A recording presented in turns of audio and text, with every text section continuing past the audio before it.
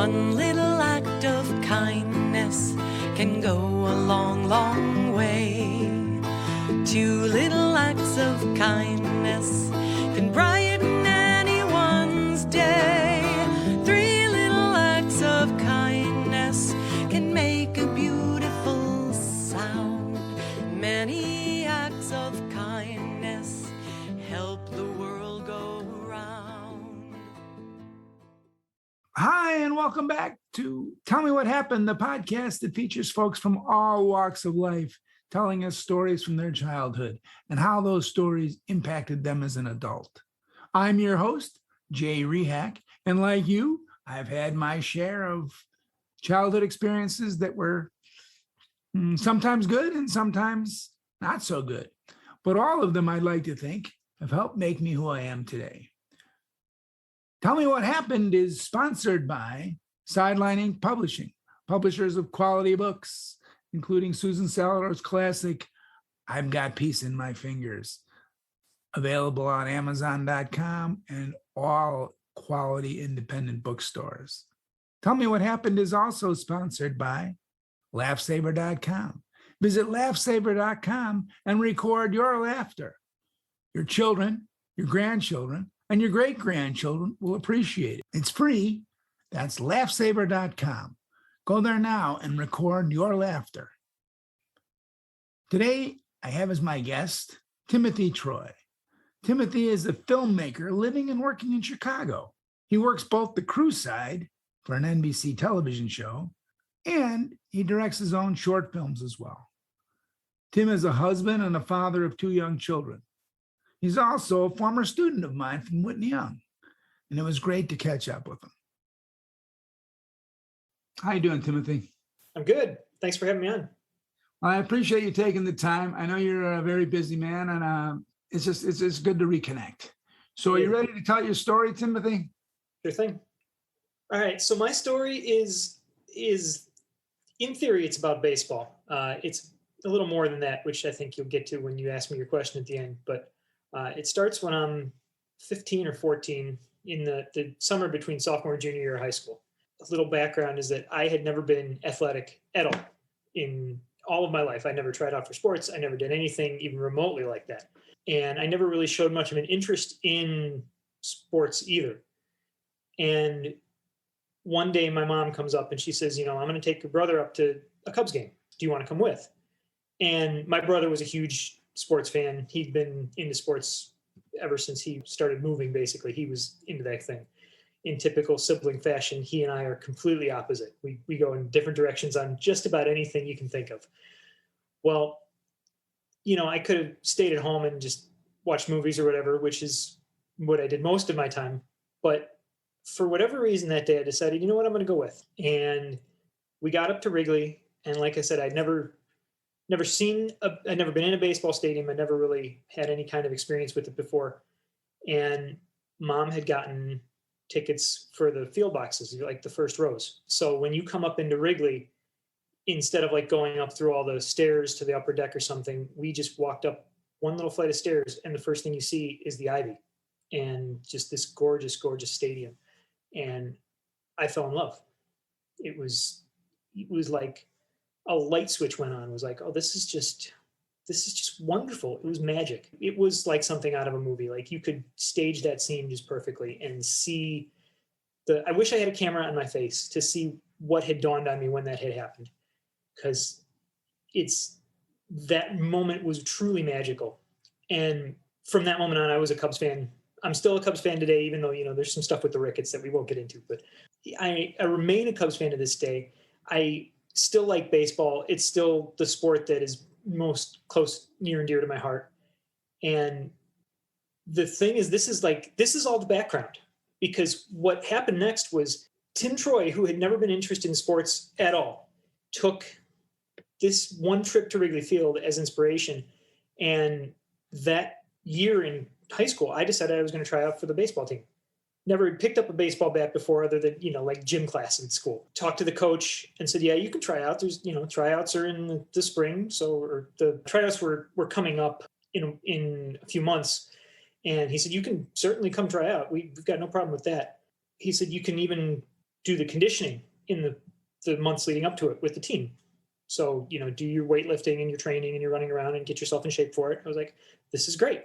So I spent months with these guys that had played baseball for years and years and years, and they all were in much better shape than me. I was a chubby kid, and so this was also part of the time when I was like growing taller. I was going through puberty.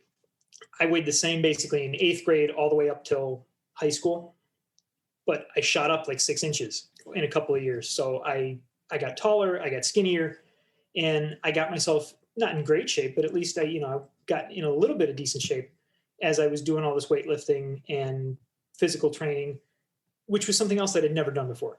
So it was a really neat experience doing that. It was neat doing it with the other guys. They were very welcoming. They kind of looked at me sideways sometimes because there's this nerdy guy that's trying to do weightlifting and trying to do baseball and trying to learn a bunch of skills that he's never had before.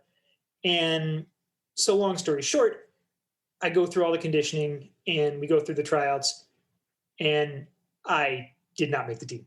I completely failed. There was no chance I was making that team because there was, I'm competing against people that have been doing this for years, and I just wasn't up to it. And it was a bit of a disappointment, right? Like I had built myself up to like, okay, well, this, there's this arc to this, right? Like, okay, so you go to Wrigley and you enjoy this, and it changes your outlook on something. And so it motivates you to do this thing. And then, the classic story is that, okay, you're going to make the team and then you're going to play baseball, and that's going to be a new part of your life. And I didn't. And I remember being disappointed with it. And I talked to my mom a little bit about it in preparation for this. And she was like, yeah, you were kind of wrecked about it. You were not happy. But what did happen was, instead of being on the team, I don't remember if it was my suggestion or if it might have been Coach Cassidy's suggestion, but they said, well, why don't you come be the manager, right? Why don't you keep the books for us? You still get a uniform. You still get to come out with the team. You go to all the games. You can still be a part of this world, even if you're not playing on the field. And I thought about that, and I thought that, that actually kind of works for me because it's analytical, it's studying the game, it suited my interests and my abilities, and I could still participate. And so I said, yeah, I'll do that. And I ended up spending 2 years doing that for the baseball team. And that was a really good experience for me too. I really enjoyed having that time as part of the team and learning a different side of baseball that way. And it got me more interested and more knowledgeable about the game. So that's kind of my story. I was kind of hoping you made the team, but Me too. Glad you got to be the manager. Glad the coach was smart enough to offer you that job and you were smart enough to take it. Yeah, that's great. All right, I appreciate that. So can you tell me, Timothy, how do you think that experience has impacted, how have you carried that with you as an adult? So, I learned a lot of things from that, I think, and a lot of stuff you only learn in retrospect. One was just the experience of actually trying to do something physical and working out and, like physical conditioning. That's something that I could carry forward and at least have a knowledge of, if I need to go work out now, or if I need to get myself back in shape, or just take care of your body. That was a neat thing to learn. But on a more psychological sense, I learned the way to make the best of a situation. I think people don't talk about it much, but I think you actually do need to fail at things in life too. Like you need to not succeed at something in order to learn how to pivot, how to make better choices, or just how to make choices that are more appropriate for you, I think is the right way to say that. Yeah, I think if you fail, you learn how to make choices that are right for you when the first choices might not have been. And you learn how to deal with disappointment, right? It's all of those things factored into this experience for me. And I think I've taken them forward in a lot of different ways. I love it. So let me ask you one question. I usually don't ask follow-ups, but one other question. I think you told me you have a couple of kids. How soon are you going to take them to Wrigley Field, do you think? I've been thinking about that in preparation for this interview. And I think maybe next year I could take Addie. She's my daughter. She's 3 right now. And maybe she might sit still for a game next year. She's a little young for it now, but my 1-year-old definitely, he doesn't sit still for anything. So he's got a little ways. But I think in the next couple of years, I would do it. I need to start watching some more baseball on TV. It's been tough since Cubs went to the Marquee Network, and you can't actually watch it without, having the special apps and everything. But maybe next year we'll cough up the money for it and have some Cubs on the TV for them to watch and get acclimated that way too. Yeah, well, Ricketts makes money on that, so you might want to think about that one too. Yeah, I know. Maybe I'll just borrow somebody's password or something. Well, thank you for coming on the show, Timothy. I really appreciated telling your story. You look like you're doing well. I'm glad to know that everything's worked out for you so far. Yeah. Just as an aside, you were a former student of mine from what year did you graduate? I graduated 2001. Holy smokes. I can't believe that. I know. 2001? Yeah. Oh my gosh. Well, you look great. Thank you. You look a lot younger than that. And I would have said 10 years, but it's 20. Okay. Thank you again, Timothy, for coming on our show. We really do appreciate it. I'm glad to be here. If anybody wants to check out my stuff, you can find my films on YouTube at YouTube/Crazy Little Monster. I do. I've seen some of your movies and I really, really enjoy them. And what I really like about them is that there's an arc that's easy enough to follow, and they're relatively short movies. Is that right? I mean, what's your longest movie? Longest movie I've made so far is called Abby. It's 9.5 minutes. So I'm trying to work up to doing a feature. We've got a script I'm kicking around with somebody. So that's in the planning. It's the next step for me. But until then, just keep making shorts because they're fun. We're doing actually a bunch of short films that we're going to start releasing on Halloween this year. Pretty much everything I do is horror or sci-fi. We're going to start a series of them that are about a minute long each, maybe 2 minutes tops. And they're all just going to be quick, fun little short horror films. Love it. I got to tell you, my thesis is that people's attention spans are getting shorter and shorter. And so I think 1 minute, 2 minute movies are the future personally, but what do I know? But thank you for coming on the show. Thank you for having me. Well, that's our show. I'd like to thank Timothy again for spending a little time with us and telling us his story. And I'd also like to thank our sponsors, Sidelining Publishing and LaughSaver.com. And of course, I appreciate all of you, our listeners. Thank you for tuning in. I'm going to sign off now with Susan Salidor's classic, One Little Act of Kindness. So until next time, stay safe out there and try not to hurt anybody.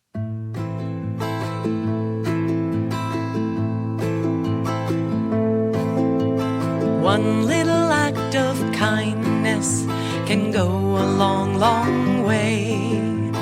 2 little acts of kindness can brighten anyone's day. 3 little acts of kindness can make a beautiful sound. Many acts of kindness help the world go round. 1 little loving word can go a long, long way. 2 little loving words can brighten anyone's day. 3 little loving words can make a beautiful sound. Many loving words help the world go round. 1 little seed sown can go a long, long way. 2 little seeds sown can brighten anyone's day. 3 little seeds sown can make a beautiful sound. Many seeds sown help the world go around.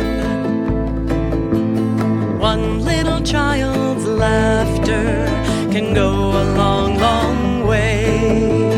2 little children's laughter can brighten anyone's day. 3 little children's laughter can make a beautiful sound. Many children laughing help the world go round. And many seeds sown help the world go round. Many loving